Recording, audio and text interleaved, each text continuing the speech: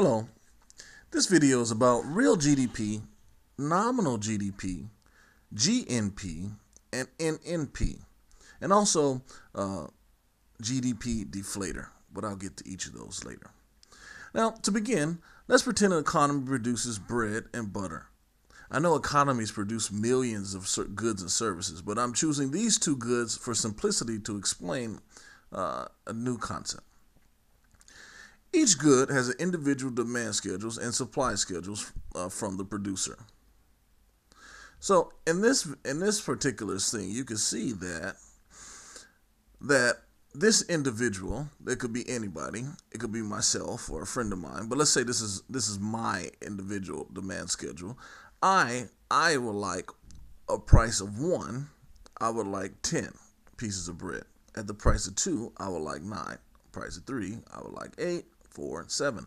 And this individual demand schedule here could be someone else's, a friend or a classmate, or so each individual demand schedule determines an individual's wants and needs per price in terms of bread. So this is individual 2, individual 3. Butter is also the same. This is individual 4. That price they want 8. Price 1 they want 8. Price 2 5. Price 3 they want 4. And price 4 they want 3, and so on for 3 individuals, bread and butter. Now in this slide, we're starting to add and create a market demand schedule, which is the sum of at each price the individual's wants and needs for bread and butter. So here in the previous slide, 10, 6, and 6, that comes from adding at price 1 the individual wanted 10, at price 1 this individual wanted 6, and at this price 1 the individual wanted 6. You can see in the next slide that there's 10, 6, and 6. And I did it so at each price. 2, the first individual wanted 9, the second individual wanted 5, and the third individual wanted 1, and so on. At each price, this is for bread. This is for bread, and this is the market demand schedule for butter. And this is the total after we sum them together. 8 plus 5 plus 3 is 16 at the price of 1. So this is a market demand schedule for this is bread and this is butter. So moving along, we move into the supply schedule, the supply side. So this supply schedule is divided into 2 firms.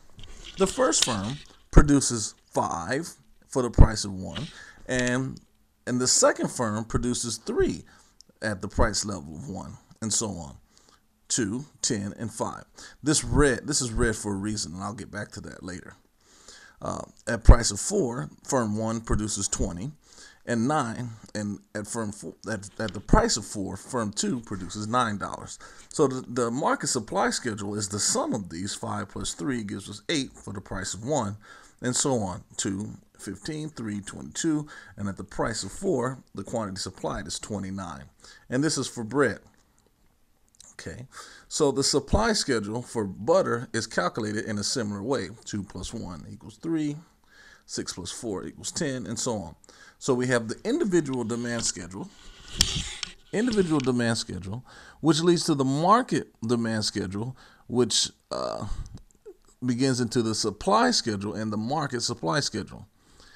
Now, aggregate demand is the sum of all the individual demand schedules as they sum into the market demand schedules, and they form the aggregate demand schedule. So this 38, for example, here, this 38 at the price of 1, 38, I have summed the market demand at the price of 1, 22, plus 16, that gives us the 38. So the aggregate demand, again, is for both bread and butter. We aggregate at each price. So the second price at the price 2 is 15 and 10. And this is how we come up with the aggregate demand. The aggregate supply is looking at the supply curves for bread and butter and summing them. At the price of 1, we get 8. At the price of 1, we get 3. 8 plus 3 is the aggregate supply, 11 for the price of 1. Okay, at the price of 2, we continue to do that for each price. At the price of 2, we find the macroeconomic market equilibrium at 2 and 25. Okay, assuming that only the market equilibrium quantity is produced for this economy, the nominal GDP and real GDP are calculated as follows. The nominal GDP is the current year, which is this year, the base year. The current year is 2,000 times the quantity, the current year. So the current year, the price is 2 times 25. Now, real GDP is calculated by multiplying the base year. This is also considered the base year because of the first year, 2,000, times 25. So 2 times 25 is 50. Please don't make a mistake. It won't always be the same. It's only the same in this instance because the base year is the same as the current year, but that'll change quickly in the next slide. Now, so immediately in the next slide, this is the year 2001. We calculate the nominal GDP in the current year times the price times quantity. So the current year, the price is 3 times 34. That's the current year. Okay. Real GDP is calculated by the base year times the price times quantity. So in the base year, the price was $2. We can see that here. Yellow, $2. Times the new quantity, which is 34. So this is the yellow representing the old price from here, the base price, times the new quantity, which is 34. Okay. Now, the reason why we want to do this is we want to see changes in nominal and real GDP. The nominal GDP tells us the change at the current year, how things change from one year to the next. But you notice that the nominal GDP did not account for the change in price. Okay, see, the price changed along with the year. Now, the real GDP asks the question, how much of this new GDP is as a result of the price? So you can see that the GDP accounts for that by multiplying the price times the base year, so that when we have this number here, real GDP, it takes into account of the inflation of prices moving from 2 to 3 to give us some indication of how productivity is changing within the country. Okay, so let's put the numbers together. The nominal GDP in 2000 was 50. The real GDP in 2000 was also 50 because it was the base year. It was 2000, the original year. In 2001, however, the nominal GDP rose to 102. Okay, and the real GDP only rose to 68. Now, looking at this 102, we calculate the percent change, the new minus old divided by old. We find that there was a 104% change in nominal GDP. Now, as an economist, we are interested in why that 104% increase. Is it productivity, quantity, or extra quantity produced, or is there an increase in price?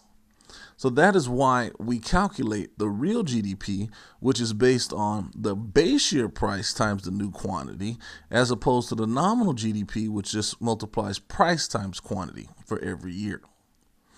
Okay, so yes, nominal GDP rose by 104%, which meant almost a double, more than double in nominal GDP.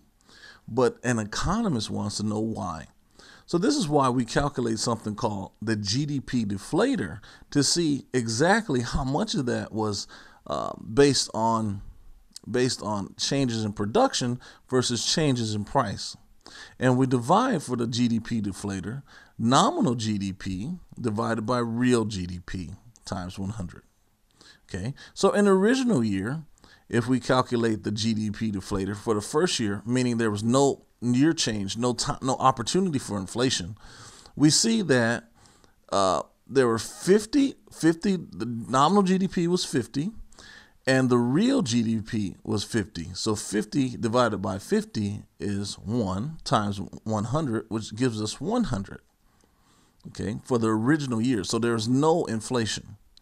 But here, the second one, where we measure, okay, we divide 102 divided by the 2001 real GDP of 68 times 100, we get 150. So this means that between 2000 and 2001, inflation increased by 50%.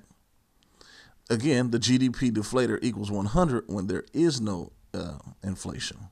So going back to the original picture here, we have two years of data, 2000 and the year 2001. In the year 2000, the market equilibrium was 2 and we produced 25.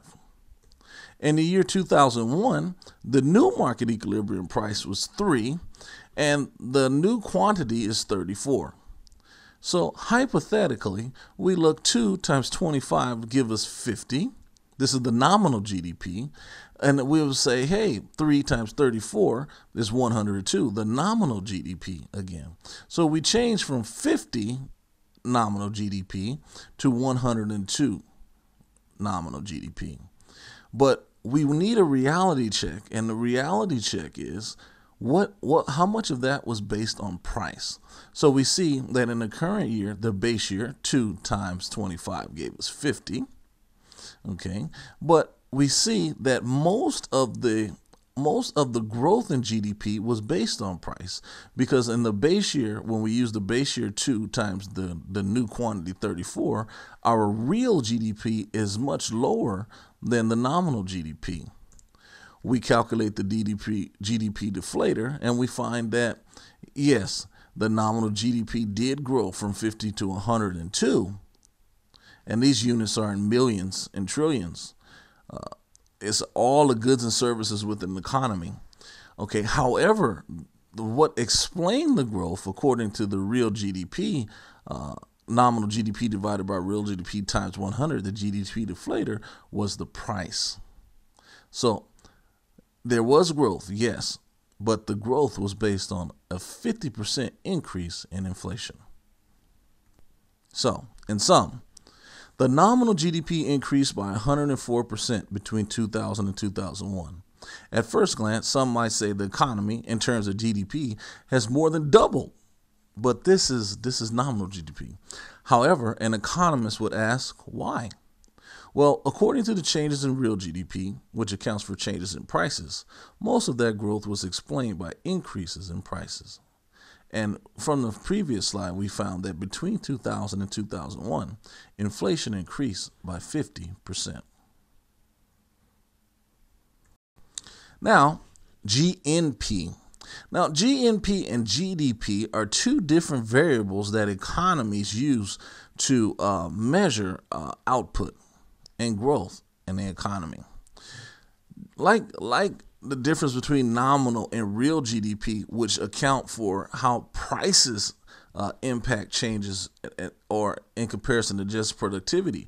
The GNP compares two countries to see if growth is purely by domestic companies or as a result of companies that are doing business within a country.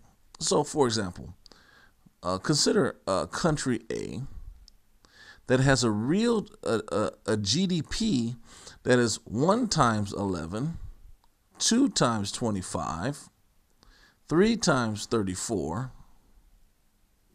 plus 4 times 48. Now, the real GDP counts these red blocks here, while the GNP does not.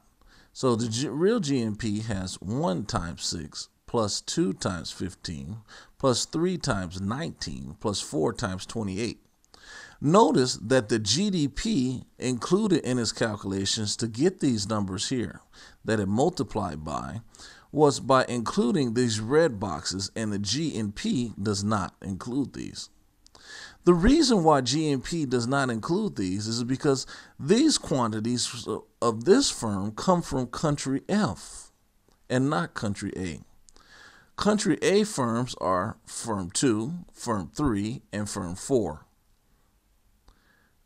Country S firm is this country, firm 1. So although country F receives revenue from this firm, this country is having a business within country A. So this is like the United States of America, and it allows China to produce cars within the United States. China receives the revenue of those cars being made in the United States. So the GNP reflects the money that the USA makes from all domestic products within America, but not the money that goes to China for them building businesses within the United States. So you can see it here where this country F is within this country A. So country A is composed of firm 1, firm 2, firm 3, firm 4. However, the revenue from firm 1 goes back to country F. You see? So when we calculate the GNP, we do not include the revenue, the GDP, from this firm because it's going to country F. That's GNP. And you can see that there's no 5, 10. These red blocks are not here. But the GDP includes information from all firms within country A, even though firm 1 is from country F. So that is the difference between GDP and GNP. And finally, the difference between GNP and NNP. Well, GNP is about all products produced within the country, as I previously explained. NNP is GNP minus depreciation. So, for example, here in GNP, at the price of 1, there were 6 units produced. At the price of 2, there were 15. At the price of 3, there were 19 units produced. And at the price of 4, 28 units. Now, what NNP talks about is suppose that the capital used to create this production is deteriorating. For example, the old machines will not produce as much output. So 6 will not at the price of 1, you will no longer get 6. At the price of 1, you'll get 5, slightly less, to account for the depreciation of the capital used to create the product. So at the price of 2, you no longer get 15, you get 14, because the machines aren't producing as well as they used to be. And at the price of 3, you don't get 19, you get 18. And at the price of 4, you don't get 28, you get 27. Just a little bit less. It is a measure of GNP minus the depreciation. And this is the numerical way to represent this loss. Thank you.